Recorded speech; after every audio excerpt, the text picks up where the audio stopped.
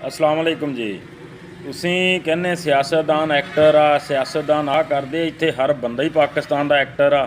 ਤੁਸੀਂ traffic police ਦੀ ਵੀ ਆ video ਜ਼ਰਾ ਦੇਖ ਲਓ, ਮਜ਼ਾ ਨਾ ਆਇਆ ਤੇ ਪੈਸੇ ਵਾਪਸ। ਇਹ ਉਹ ਬਸੰਤ ਦੀ ਅਗਾਈ ਦੇ ਰਹੇ ਆ ਸੋਟੀ ਜੀ ਨਾਲ ਖੜੀ ਕਰਦੇ ਆ ਕਿ ਅਗਰ ਡੋਰ ਅੱਗਿਓਂ ਕਿਤੇ ਆਂਦੀ ਵੀ ਆ ਤੇ ਤੁਹਾਡੇ ਗਲੇ ਨੂੰ ਨਾ ਲੱਗੇ, ਤੇ ਉਹ ਨਾਲ ਤਸਵੀਰ ਖਿੱਚਦੇ ਆ। ਤੇ ਐਂਡ ਤੇ ਦੇਖਿਓ ਮਾਹੌਲ ਕੀ ਬਣਦਾ।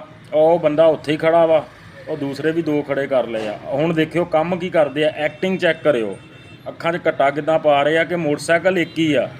ਉਹ ਬੰਦੇ ਦਾ ਨਾਂ ਪਤਾ ਲਿਖ ਲਿਆ, ਉਹਨੂੰ ਹੈਲਮਟ ਪਾ ਕੇ ਤਸਵੀਰ ਵੀ ਖਿੱਚ ਲਈ ਤੇ ਮੋਟਰਸਾਈਕਲ ਉਹੀ ਆ ਤੇ ਉਹ ਉਤਰ ਗਿਆ।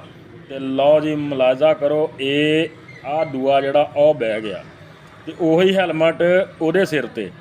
ਆਹ ਲਓ ਜੀ, ਉਹ ਦੇਖੋ ਜੀ ਸਟੂਡੀਓ ਦੇ ਵਿੱਚ ਅਗਲੀ ਤਸਵੀਰ ਫਿਰ ਖਿੱਚਣ ਲਈ ਤਿਆਰ ਆ ਜਵਾਨ। ਉਹ ਦੇਖੋ ਉਹਨੇ ਸੋਟੀ ਫੜ ਲਈ, ਉਹ ਦੂਆ ਤਸਵੀਰ ਖਿੱਚ ਰਿਹਾ ਤੇ ਉਹਨੂੰ ਹੈਲਮਟ ਕਿਹਦਾ ਅੱਗੇ ਆਪੀ ਦੇਖ ਲਓ। No, no, no, no.